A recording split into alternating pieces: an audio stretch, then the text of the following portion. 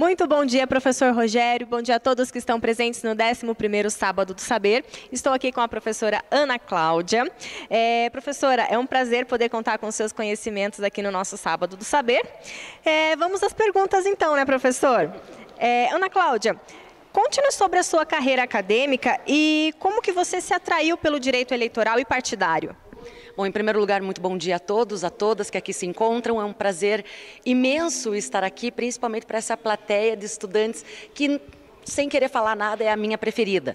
Bom, vamos falar um pouquinho sobre a minha trajetória, que ela é um pouco incomum. Eu fui extremamente motivada pelos meus professores no 5º ano do curso de Direito, já para a via acadêmica. Então, eu nunca tive aquela pretensão direta de advogar, etc. e tal. Eu sempre fui muito atraída mesmo pela parte intelectual do curso de Direito. Mas não só isso, eu fui também encorajada por grandes professores, né? Uma das professoras que mais me inspirou no começo da minha vida acadêmica foi, sem dúvida nenhuma, a professora Eneida Desirê Salgado, que atualmente está na Universidade Federal do Paraná.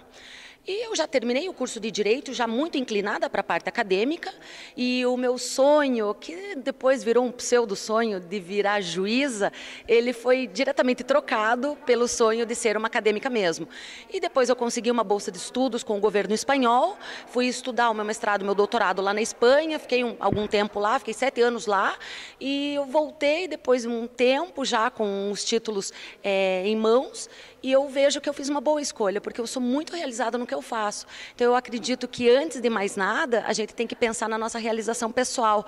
E tem outra também, a área do direito, né, que é uma área enorme, direito privado, direito público, ela te abre tantas opções que você até pode combinar certas paixões. Então, eu poderia muito bem ser advogada junto com a acadêmica, ou acadêmica junto com alguma carreira jurídica, uma outra carreira de concursado jurídico, mas eu preferi mesmo ser da academia, dedicação exclusiva, que a gente diz, né? Professora, o seu livro O Financiamento da Política tem sido referência. Conte pra gente um pouquinho sobre a sua obra. Pois veja só, eu sempre gostei muito de política e eu acho que é isso também que me atraiu bastante para o direito eleitoral e partidário. E não só do Brasil, na verdade é uma questão mundial, né? Pensar em política é pensar efetivamente na autodeterminação que nós podemos ter como povos e tal, etc. E o fato é que o financiamento de todo esse processo é um dos pontos centrais, que pouco se fala aqui no Brasil de uma forma mais teórica. A gente acaba comentando leis, criticando algumas decisões do TSE, etc. e tal, mas no fundo a gente não entra no cerne da questão, que é aonde que estão os problemas de um sistema de financiamento. Então, a minha tese de doutorado, ela se centrou justamente nisso. E o livro Financiamento da Política, ele é o 2º capítulo da minha tese. Então, ele traz já uma abordagem teórica, numa perspectiva, inclusive, comparada, né? Porque o sistema brasileiro, embora tenha todos os seus problemas, a gente reconheça isso, mas o fato é que o sistema brasileiro é bom, mas ele carece de efetividade. E, por coincidência ou não, outros sistemas que também são bons, também carecem de efetividade. Afinal de contas, porque países tão distintos têm os mesmos problemas? Eu decidi enfrentar isso nesse livro e em vários outros artigos que eu tenho publicado sobre a mesma temática. Então, é basicamente isso. Para finalizar, quais são as oportunidades que os futuros bacharéis de Direito terão, então, na área do direito eleitoral e partidário? Veja, é um nicho de mercado. É inegável que a importância do direito eleitoral hoje em dia, ela não é só para os operadores da justiça eleitoral, mas também para a advocacia. Tanto é que um bom eleitoralista vale muito durante uma campanha eleitoral e o seu preço, obviamente, de mercado sobe consideravelmente. No Brasil, nós temos grandes eleitoralistas, sendo advogados, existe toda uma especificidade desse ramo do direito, então eu acredito que é um nicho de mercado a se explorar. No entanto, eu devo acrescentar só mais um comentário, que sobre o direito partidário, poucos são os especialistas, realmente especialistas nesta área. Portanto, se o direito eleitoral já é um nicho de mercado a ser explorado, o direito partidário é ainda mais, porque é um campo efetivamente desconhecido para a prática advocatícia mais ampla. Geralmente, os partidos, eles puxam alguns eleitoralistas para dentro das suas rotinas, já os envolvem, né, dentro das suas problemáticas, mas eles continuam sendo eleitoralistas, não partidários, né, não advogados partidaristas, por assim dizer. criando aqui uma nomenclatura.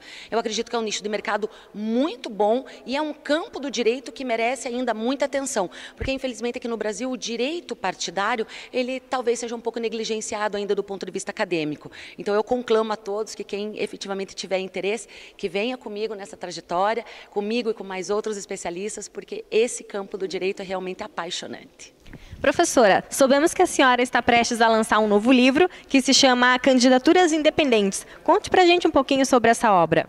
Bom, é um livro inspirado num debate que veio ao acaso no final do ano passado. Como eu participo da Academia Brasileira de Direito Eleitoral e Político, volta e meia no grupo do WhatsApp nós travamos vários debates de intensidade. E não é à toa que esse debate veio até nós, porque o Supremo Tribunal Federal ele está julgando um caso envolvendo candidaturas independentes no Brasil, a despeito de nós termos um monopólio de candidaturas já praticamente histórico e muito consolidado na política brasileira. Então a temática me chamou tanta atenção que de um artigo que eu tinha feito para um livro do professor Filomeno Moraes, lá de Fortaleza, da Unifor, ele nasceu um livro, né? A pesquisa cresceu, eu gostei muito do desafio e eu literalmente terminei o ano escrevendo esse livro. Bom, e qual que é a temática central? Eu efetivamente debater, mas de forma acadêmica, de forma teórica, qual é a conveniência e qual é a possibilidade de encaixar as candidaturas independentes no ordenamento jurídico brasileiro. Eu estou percebendo, e não só eu, obviamente, vários especialistas, estamos percebendo que o debate ele tá se centrando em pontos muito superficiais, por assim dizer.